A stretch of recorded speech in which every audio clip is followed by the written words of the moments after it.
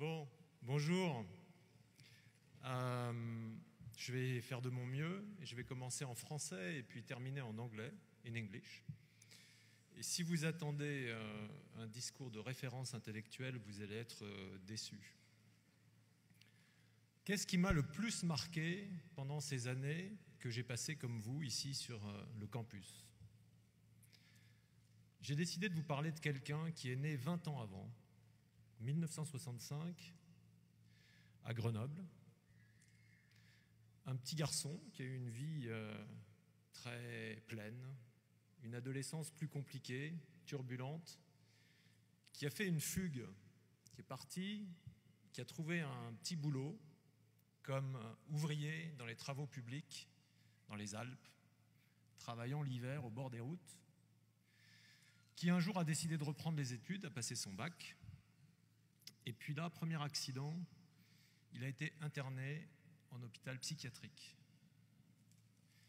Il en est sorti, il aimait la terre, il aimait l'agriculture, il aimait les paysans, il a décidé de devenir ingénieur agronome. Il l'est devenu, il a commencé à travailler. Deuxième accident, il a été interné en hôpital psychiatrique et il n'a plus jamais retravaillé comme vous allez probablement travailler, comme j'ai travaillé moi. Il est devenu jardinier, il a fait des petits boulots d'insertion, il a passé beaucoup de temps sur la place du quartier avec sa guitare. Et il est devenu l'ami de ceux qui se lèvent très tôt le matin car il ne dormait pas la nuit à cause de sa maladie. Il est devenu l'ami des éboueurs qui passent à 4 heures du matin en leur préparant des thermos de café, des vieilles dames qui avaient du mal à traverser avec leur cabas en revenant du marché, et de tout un tas de gens que ni vous ni moi nous ne croisons si nous faisons les métiers auxquels beaucoup d'entre vous vous destinez. Et puis un jour, il a décidé de rentrer au pays. Il est retourné dans son village, dans les Hautes-Alpes, retrouver ses amis agriculteurs, et le matin, il faisait du fromage à la laiterie. L'après-midi, il avait besoin de dormir à cause de sa maladie, et il allait près d'un torrent. Et en redescendant de ce torrent, il avait un vieux téléphone portable, pas comme le mien. Il le mettait près de la fontaine. Et il m'appelait. Et il me laissait un message téléphonique. Tous les jours. Avec juste le chant de la fontaine. Moi, j'étais avec le gouvernement chinois, de l'autre côté de la planète, dans mon bureau à Shanghai, à Paris, à Barcelone, au Mexique, avec vous peut-être. Et j'avais toujours cette petite voix, une fois par jour, qui me rappelait d'où je venais. Une nuit, quelques heures après que je l'ai laissé pour aller grimper en montagne, il est mort, emporté par sa maladie, il y a 5 ans. C'était mon frère. Qu'est-ce qui m'a le plus marqué pendant ces 3 ans ici? C'est ce coup de fil que je n'aurais jamais voulu recevoir, à 21h, au bâtiment C, 4e étage. « Faber, c'est pour toi !» Et où j'ai appris que mon frère venait d'être interné pour la première fois en hôpital psychiatrique, diagnostiqué avec une schizophrénie lourde. Ma vie a basculé, peu d'entre vous le savez, mais il m'a fallu apprendre à négocier avec quelqu'un qui a une arme à feu et qui n'a pas sa raison, apprendre à passer des nuits à le chercher dans les villes, apprendre le milieu des hôpitaux psychiatriques, apprendre à parler le langage des fous pour ne pas perdre le dialogue, découvrir la beauté de ce langage, découvrir que la normalité, ça enferme beaucoup, découvrir la beauté de l'altérité, m'ouvrir à plein de choses. À cause de lui, j'ai découvert l'amitié de SDF. De temps en temps, je vais dormir avec eux. J'ai découvert qu'on pouvait vivre avec très peu de choses et être heureux. Je suis allé séjourner dans des bidonvilles, à Delhi, à Bombay, à Nairobi, à Jakarta. Je suis passé au bidonville d'Aubervilliers. Vous savez, c'est pas très loin de chez nous, à Paris. Il y en a un. Je suis allé à la jungle de Calais. Et tout ça a nourri une chose. C'est que désormais, après toutes ces décennies de croissance, l'enjeu de l'économie, l'enjeu de la globalisation, c'est la justice sociale.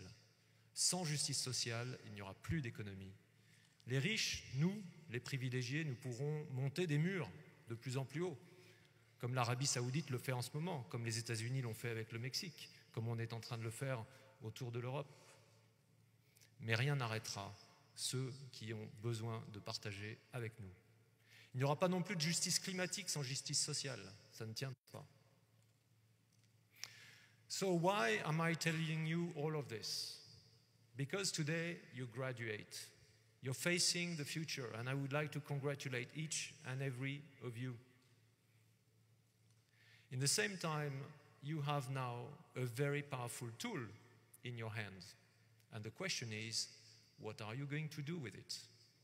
Why are you going to be in finance, in marketing, a lawyer, a social entrepreneur, a business leader? And how are you going to go about your leadership in these areas? Because in the same time, what I know for sure, after 25 years of experience, is that you have been taught that there was an invisible hand, and there is none. Maybe there is one, but I can tell you it's more handicapped than my brother. It's broken. So there are only your hands, my hands, all of our hands to change things, to make them better. And you have a lot to make them better. You will have to overcome 3 main diseases that easily come with the status that you just obtained through this graduation, my friends. Power, money, and glory. Glory, forget about it. This is just a never-ending race that goes nowhere. The list of Hall of Fame people is just here for people to look at their own name. They're not interested in anyone's other name. Money, I have met so many people when I was an investment banker, in finance, when I've been traveling the world, and I continue to do that. So many people that are just prisoners of the money that they've earned. Never get slave to money. Stay free. Know why you earn money. Know what you do with it. Stay free. And power.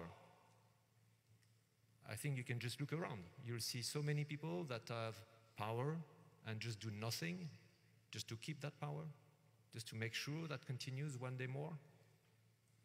Power makes sense only if your leadership is a leadership of service.